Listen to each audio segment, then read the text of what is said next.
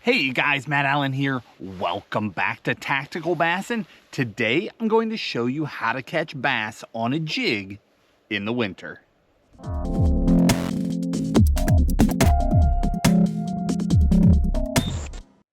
All throughout the year, I find myself dreaming about the winter jig bite. There is just something so special about dragging a jig on the bottom when it's cold out and just feeling that thud as a great big bass eats that thing. I don't know, maybe because it's so cold outside, maybe because it's so peaceful, but there's something about that winter jig bite. Those bites, they stay with you. Anyone who's experienced a good jig bite in winter knows exactly what I'm talking about. You'll daydream about the way they hit that jig, how hard they hit it all throughout the year. I love fishing a jig in winter. Now, the jig is quite special. There are a lot of baits that we can throw in winter that will catch fish, right? Everything from a speed crank to an A-rig, strolling, Ned rigging, blade baits, spoons, swim baits. There's a lot of really fun things we can do. But when it comes to bottom contact, when it comes to fishing slow on the bottom, I don't know that there is a better way to consistently target a big bass than with a jig. They just plain get big bites, and that's all there is to it. So today I want to talk to you about a handful of baits and how I use them as a system. This is probably the simplest jig video that I have ever done. It's only a handful of things, and I'll explain how I use them, how I swap between them to keep catching jig fish. Because a jig, while you have heard that it is a big fish producing bait, you may be one of the people who you feel like you can't catch them on it. Now, you might be one of the guys who just smashes with a jig. There are plenty of people who this is their bread and butter. It is their highest confidence lure, especially when the water's cold, and they know they can catch giants on it. But for a lot of people, a jig, they've heard that about a jig, but when they go out and try it, it doesn't work. I've seen both ends of that spectrum. Trust me, it works, and it's actually a lot simpler than you think. I use 2 basic retrieves. I only use a handful of colors. I only use a handful of jigs all through the entire winter, and I can go anywhere in the country and be very consistent. So, what is the deal? Why the jig? Well, flat out, the jig gets a bigger bite. If you are catching fish on the bottom, if you're catching them on a Nico rig, if you're catching them on a Ned rig, if you're catching them on a tube, for whatever reason, if you can get them to eat a jig, the average bass size seems to go up. And then in particular, I believe in my own fishing through the years, that if I happen to cross paths with, a 6, a 7, an 8, a 10, a 12 pounder, a really, really big one, the odds of them picking up that jig compared to all those other soft plastics is so much higher. Just through the years, as I go back and look at my own fish catches, a lot of those giant winter bass come on that jig. So there's something to it, and you definitely want it in your lineup. I will have it on the deck of my boat all winter long. I keep one in my boat year round. There's always jigs on my boat, always. But in the winter time, they are always on deck. I'm constantly fishing with them. So what's the deal? How do we fish them? Let's talk about retrieves first, then I'll get into the specifics of the baits. We can also talk about where these fish are positioning, how we catch them, although really we've covered that in other videos recently, right? If you're on a highland reservoir, fish are on outside points, they're on pinch points. If you're in a lowland reservoir, they'll be on some of those same things, outside points, humps, creek channel bends. If you're in a natural lake, they tend to be out in the hollows, the bellies of the coves, the bellies of the low spots. But all of those fish are vulnerable to a jig. So there's 2 ways that I'll fish a jig in winter. One is just the straight drag. I'll throw one out here and show you what I mean. If you guys have watched our videos through the years, plenty of you have seen me do the I'm freezing cold jig retrieve. I take one hand, I stick it in my pocket. With the other hand, my hands are fairly large, so I fully palm my reel, and I take my middle finger and I use it to engage with the star drag. I close my reel, and then I can flip the handle with that one finger. But it's literally dragging a jig. So I'll slow pull the jig along the bottom. I'm going to exaggerate it here for the sake of time. And then I just spin that handle to take up my slack. And then I drag again. And then I spin that handle. And that is how I'll fish a jig a lot of the time in the winter. And I'll even switch hands when I'm really, really cold.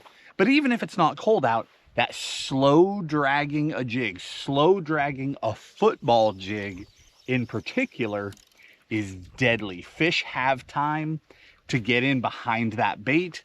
They have time to track it and inspect it. Now, the specifics of your jig are very important at that point. When you're slow fishing, those fish are really staring at it. So color and your trailer, things like that, become hugely important because there's time for the fish to inspect it. One of the things that I think allows a jig to catch really big fish is that when it is cold, and they are doing that, where you're barely pulling that jig on the bottom and that bass is staring at it, you have a lot of secondary movement. So if a jig looks silly here, right?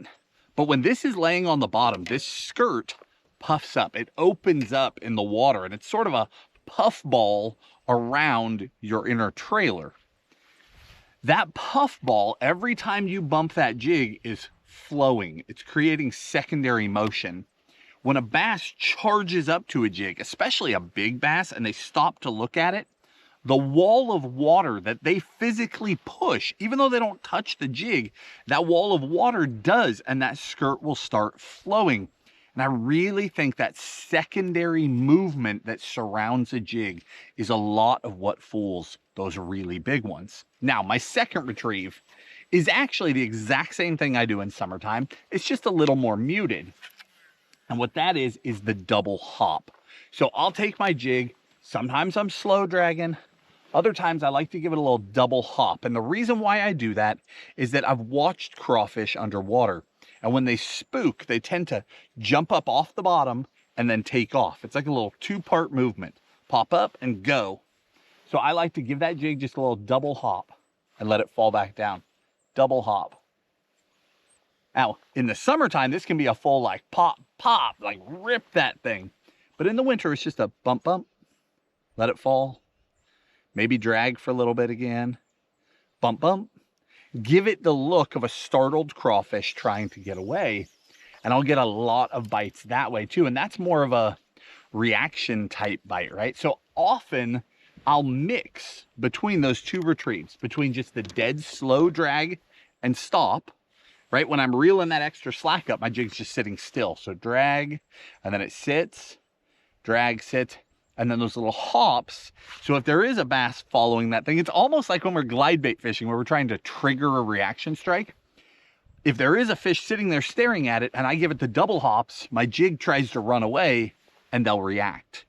Now, you'll find on any given day, one day, almost all your bites are coming on the hop. Well, you know what to do. Other days, they don't seem to touch that. It's always on the slow drag or the pause. Note that and stop hopping. You just adapt to the conditions on any given day. Now, here is my ultimate goal with any jig bite in the wintertime. I am always trying to get to my full size jig. So this is a Dirty Jigs Finesse football jig. The skirt is the same size as the standard football. The difference is the hook. The hook is a thinner diameter. There's a couple of reasons that we do that. One, bass don't pull as hard in the wintertime, so I don't need as much hook. The colder the water gets, the more lethargic those fish tend to be. I mean, they'll pull on you, but they won't pull for as long. They won't make quite as hard of runs, and I can get away with that lighter hook. But the real advantage to the lighter hook is that since I can get away with it, I can also get away with a lot lighter line. Oftentimes in winter, not everywhere, but oftentimes you're faced with clear water conditions in winter. And when that water gets really clear, those fish can get picky, especially when we're going really slow, right? So if I'm throwing a full-size jig in summer, I'm probably throwing that on 18 to 20 pound line. When I go down to that Finesse football, we're looking at like 12 to 14 pound line, maybe 15 pound line. I don't need more than that. You know, if I'm in heavy rock, that 15 pound line is there so that I'm not breaking off all the time. But otherwise, 12 pound is my sweet spot. I can set that hook all day long with 12 pound. Now, when I say 12, I personally like to fish braid to a 12 pound leader. That allows me a lot of sensitivity and a lot of power on my hook set, but you can do it with straight fluoro as well. But going down to 12 pound will allow you to get a lot more bites, particularly from those picky fish. So again, my goal on any day that I'm throwing a jig is to get them eating the full size jig. That's where I will always start. The reason being, I'm trying to catch fish, but I'm also trying to catch a giant. Every day that I hit the water in winter, I know is a day that I have an opportunity to catch a monster bass. The larger the jig, that full profile jig, I believe the more likely that that monster that might be there, that I might go by, the more likely that that fish will slip up and eat it. The smaller that meal gets, the more likely they're going to let it pass. So again, I'm always trying to get them to eat this. Finesse football, 1/2 ounce, 5/8 ounce. I throw the heavier sizes a lot because I've got better contact. I'm cold, right? My hands are cold this morning. The colder you get, the harder it is for you to react, the harder it is for you to feel and pay attention. So that heavier jig allows me better bottom contact. I'm more aware of what's going on down there, and I'm not moving it too fast by accident. Now, I take that full-size jig and I pair it to a 5-inch Yamamoto double tail grub. That's not a surprise for most of you. Tim and I have talked about this a lot. That particular trailer, that double tail, is just the perfect balance for wintertime. We don't want exaggerated movement. We don't want these big kicking arms going on. There's not a lot of things in the dead cold of winter that have that much movement, right? However, there are also a lot of trailers that as the water gets really cold, the plastic gets stiff and they stop moving at all. And they have no motion. The reason I like that Yamamoto 5-inch double tail specifically is that it has so much salt in it and the tails are so paper thin that they will continue this little rolling, undulating action even when that water gets down into the 30s. So the trailer has very consistent action regardless of the water temperature. Now here's my one variant on this. Okay, these are the exact same color, exact same size, but this is a Finesse football. This is a compact pitch and jig. I can also set it on lighter line.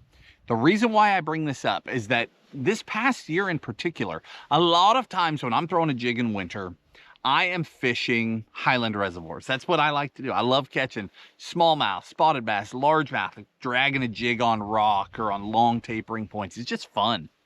But if you get into a fishery that's like a brush pile fishery, a lot of fisheries have a lot of brush piles, a lot of laydowns coming into the water, and fish are around that stuff. You can't throw that football head into all that stuff. So this compact pitch and jig allows me to throw into all that wood as well. So you know your lake. If your lake has a lot of brush, if you're targeting like spotted bass around brush, you do the exact same thing, same jig, same trailer, put that double tail on it, but you're fishing that pitching head instead of a football head. It's just a way to adapt depending on your cover. Now, from there, there's only a couple of other things that we're going to talk about today because I want to keep this really, really simple for you, okay? From there, if I can't get them to eat, I know I can get them to eat a jig. They'll eat a jig every day in wintertime. So if I can't get them to eat the full-size jig, I step down. And there's one of two directions I go from there. I either go down to what I call the little finesse jigs. A lot of times we throw those on bait finesse or lighter tackle, or we go to what's called a Hoola grub. Okay, let's talk about both of those really quick. Let's start with the Hoola grub. Actually, let's start with those finesse jigs. I've got two of them for you here. This one is stouter. So this is the Kitech football. So football jig, little tiny football jig. See what we're doing there? Smaller skirt, just a smaller profile. This particular jig, I just have so much confidence fishing it with that TRD craws on it. No action whatsoever. It's just a profile thing. But when that thing hits the bottom and that skirt puffs up, there's a perfect little crawdad sitting there just waiting to get bit. And that TRD too, those claws stand up, that body wants to stand up. And same thing, I think when those fish come in and inspect it and those little claws are just sitting there wavering, it just looks like the real thing and they eat it. But again, if I can't get them on the full size, I'm downsizing. I go here a lot. And then we can go even smaller as well. This one is from Great Lakes Finesse. We've talked about this one a lot this fall. And we've got the X-Zone Stealth Creature on the back of that one. That full size, well, I say full size. It's full size for like a little bait finesse bait. That creature tucked away, again, those double tails tucked away inside that jig. And I don't know if you can see the hook, but that hook is very small, very finessey. So where I'm throwing 12 to 14 pound on my full size jig, here I'm getting away with like 10 pound on that Kitech jig. And I can go all the way down to 6 to 8 pound on that Great Lakes Finesse jig. Okay, I'm just downsizing as far as I have to. You will catch more fish, typically more fish as you downsize the jig. But again, I feel like my odds of getting the giant go down with that. So I'm always trying to get them to eat the bigger jig. I never leave that hope behind. I never stop picking that big one up and seeing if that bite has turned on and they'll eat it. Now let's talk about the Hoola grub. And we'll talk a little bit about rods too. I won't go deep into rods. I'll link them in the video description for you, but jig rods are so critical. You can throw a jig on almost anything, but if you're a serious jig fisherman and you want a high hookup to landing percentage, the right rods are everything. Because when big ones come up head shaking and there's a heavy jig in there, it's really easy for them to spit it without the right rod. All right, back to the Hoola grubs. So I don't know what the deal is. I don't know why this silly thing will sometimes get bit when this won't. Full-on unpainted lead Gamakatsu football on it, doesn't matter. There are days where they blast a Hoola grub when they are not blasting the full-size jig. And I don't know what the deal is, but I know that it's a thing and I don't fight it.